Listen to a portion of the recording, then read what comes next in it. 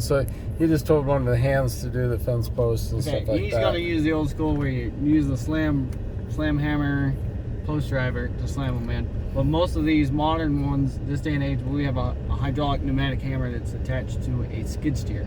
Basically, you drive it on top of it and you jam it in the ground with a machine. Problem with that is their T-posts, they're not the strongest, so you gotta be really gentle. Certainly in this area where it's really hard and dry, they don't just go right in. You gotta be gentle with the machine.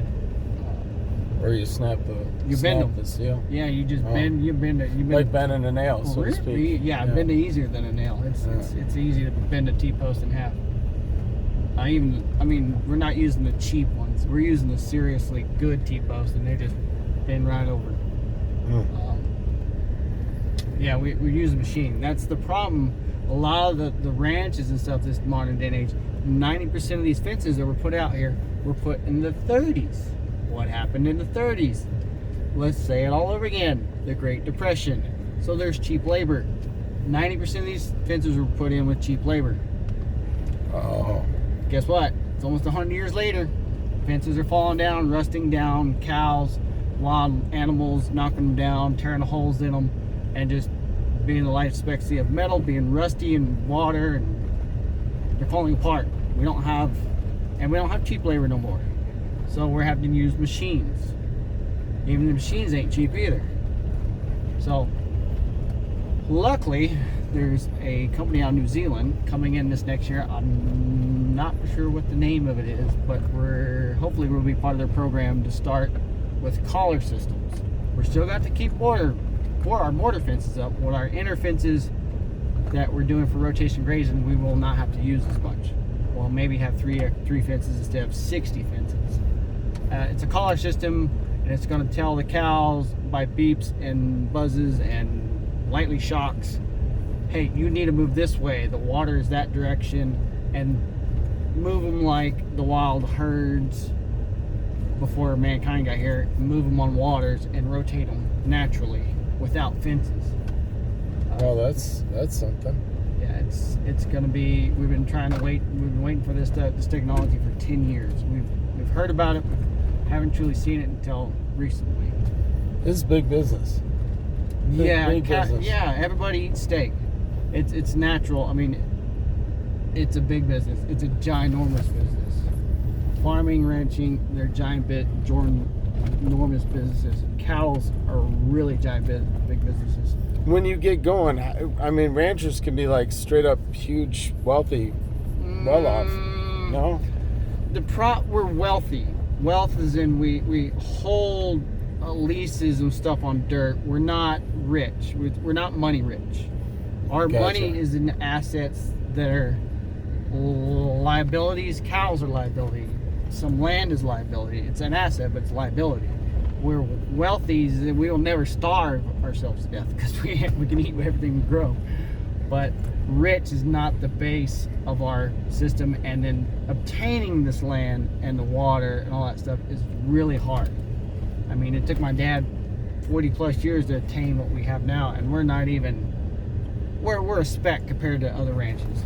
And ranches that are co-partners by multiple businesses and guys that are ginormous. I mean, we're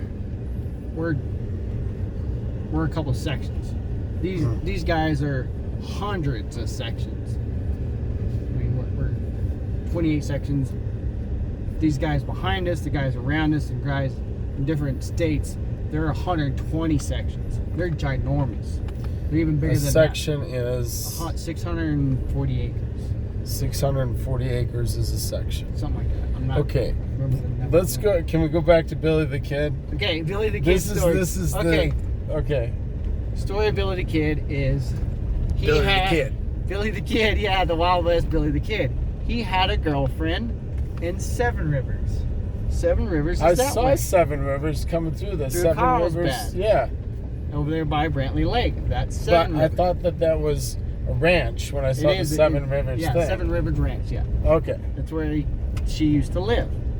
Well, Lincoln is that way. Towards Ruidoso, Capitan, and where we were looking towards the storm. Okay. He rode across this area to Okay. go see his girlfriend. Hold on. Okay. So that way is Lincoln. Yep. That's where I'm headed to. Lincoln National Wars. Yeah, because I want to go through that area, and then he rode across this plains over to Seven Rivers. It's that way. This river. How many miles is that on horseback? 40 miles. I mean, Can you do that in a day? couple of days. I would think. Couple of days. Yeah. Okay. This is Chisholm Land, Tunstall, the whole Lincoln National Wars. This is that territory. When they came out here, this was tall natural grass all through this valley. And after we put up fences and everything, it's not as nice as it used to be. But that's the story of Billy the Kid, that he had a girlfriend in Seven Rivers. That's what I've been told. True story, not true story, but it's a great story. Have we found anything based on him? I know the people or some of my good friends that live at Flying H Ranch that has his official picture of him standing in front of a house, and the house is up there at Flying H Ranch. They still have the house How up. did Flying H Ranch? How did that get its name?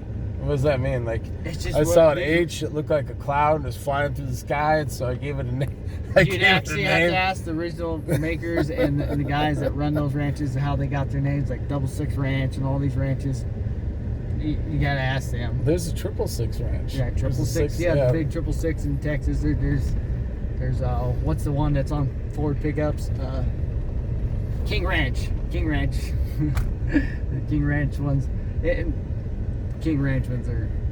The trucks are great, but the ranch wasn't as great as they say it is. It's based on a bunch of outlaw cowboys rounding up wild cattle from the Spaniards and treating their neighbors yucky and killing people. You know, I don't know. I mean, the trucks are great, but history. There's a lot of history there. It's got a lot of lies and a lot of badness to it. So Ford kind of. It's just They didn't do the research. You know, King Ranch, they were so big. You know, they basically stamped their name on it and say, "Here for it. We want our name on the side of your trucks." And they just carried it, or they supplied the leather for the seats or something. There's always a cohort of something going on for stuff like that. I mean, just look at Gates, Bill Gates. He's all about computers, and then he turned into a vaccine guy and all this other crazy nonsense. He's cohorts with a lot of other people to do these things. Yeah. That's the way life is.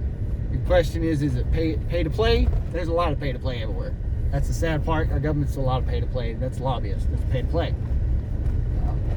This is where we go back to the Bible. There we go. We go back to Acts 2:40. What does John say, or Paul says to the people? Read the Bible. You'll figure it out. I can't remember that I know. offhand. A lot of what it people is, can't. yeah. I mean, it's Wait a minute. At 2:40, Apostle Paul didn't get saved till he was like, that was in chapter 9. Chapter 9. So, yeah, But so he was it's still not- an apostle. He was an apostle. But he teaching. didn't get saved till you're talking about Peter. That's Peter. Acts chapter 2. Yeah, Is it Acts Peter or chapter 2 Paul? is Peter. Yeah, it's Peter. It's one of them. Yeah. I'm- That's what I'm- happened. You ran into a preacher. I ran into the preacher. I go He to knows church. his Bible. I go to church on Wednesdays. I like. I'm just picking on you, man. I like I'm the just sermons. picking on you. I'm not the kumbaya. I know every scripture. I was teasing I'm you, not. dude. I'm just explaining it. yeah. I'm the. I don't know how to explain it. I'm God's desert child, I guess you could call Yeah. it. How I don't. I'm Christian, but I'm not trying to be like holy and point fingers and judge No, people. That's not what I'm- Jesus did either. No. No, he knew exactly what was going on. Rome, that was what was going on. He told them in chapter Acts 1, 6 and 7. They asked Jesus, well, "Can we have Israel back? Can we go back to being a tribe?" And he said, "No, it's over. Yeah. Rome has conquered the earth. You have to change." Now you need Jesus. No, you have to change. I was here to show you the change Oh, and I got teach what you you're the saying. change. I am going away. It's your turn to change and give you the light. You have to connect to your brothers and sisters, everybody of the world, and fight the evils within you and the evils of your nations. Right? Amen. Well, you stopped and show me something here too? Oh, he's just on top of this hill and it's just, he's Okay. driving park. This is also oil field country. This is natural gas out here. Why they won't let us connect to some of it, I have no clue. We just can't get a hold of those guys for some reason. That's a natural gas well there. There's one right there. You mean where you could put an oil well on your property? Well, these are leases. This is state, federal, BLM land. The drilling companies get the leases and then they drill the holes. It's the whole privatized guy, like the individual drilling a oil well is very unlikely. It just takes so much money. I mean, we just bought a water well drilling rig and my brother's drilling water wells on his farm, but to do oil wells and stuff, it takes a lot of permits, a lot of time. It's not as easy as it used to be in the 20s. It's not just knock a hole and pump oil out. It's a lot of politics, a lot of paperwork to do that. So big companies like EOG, Enron,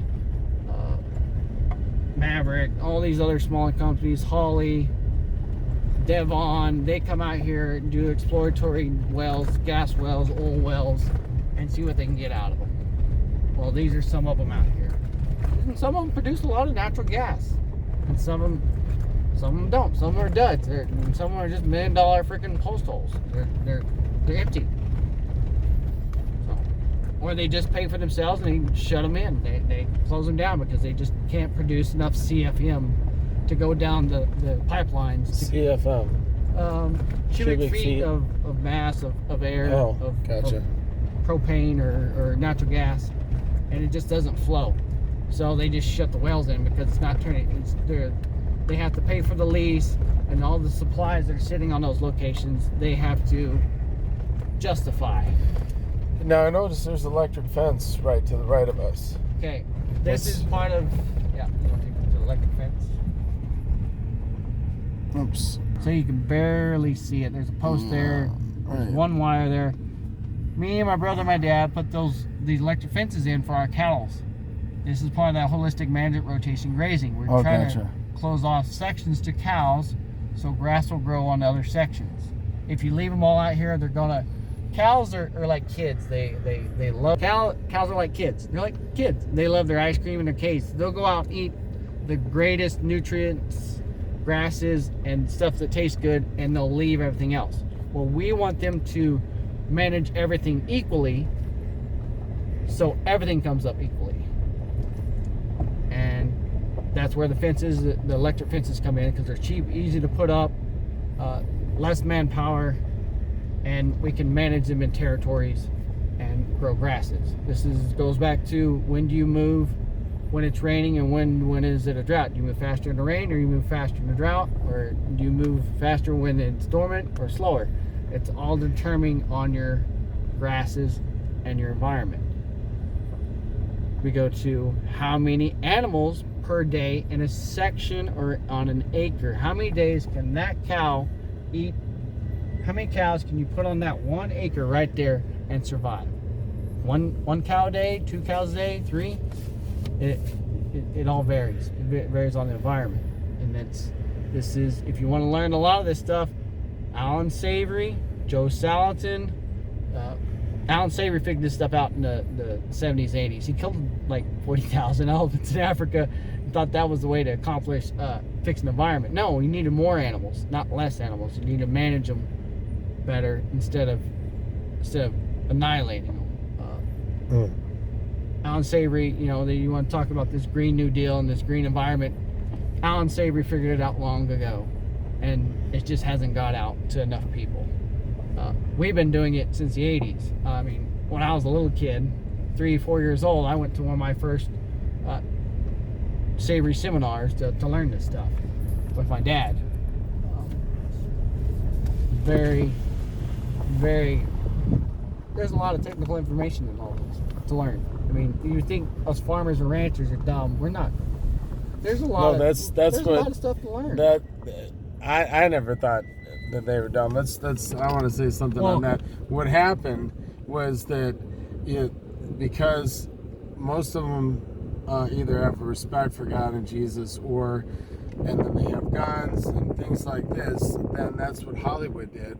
Was Hollywood and the liberal folks, they started saying, oh, these people are dumb and they don't know things, or they're from Alabama, or they're from Texas, or they got an accent, and so then they made them out to be dumb. So that's the farthest thing from the truth. I mean, you can hear from this video that's like, you've got to be like, I mean, this is like a lifestyle of like what you got to do that's the right thing. Yeah, it's a life. You can't just jump into this and you can't just get out of it. Yeah. There is some dumb part of the ranchers and farmers, the old original conventional ranchers, the ones that just put their cows out there, go to the house, they drink coffee, go to town. The conventional ranchers, the old school ranchers, they didn't have the rotation grazing and the understanding of the land, and they just destroyed it. They're dumb because they didn't learn anything. You got to learn something every day. It might be a hard one or it might be an easy lesson, but you need to learn something every day. If it's not learning, you need to put sweat into it. This is back to the Paul Harvey. You know, the greatest thing that makes America is the sweat, not just the basic sweat. It's the real, seriously hard work put into the system to make it survive sweat. That goes for everything. It goes from small towns and ranches all the way to big cities. If you're nobody's putting in the sweat, it's just going to disappear. Well, I think that's a good place to stop another one. Yeah, to stop another one. So we just do that. God bless you. God bless America. God bless America.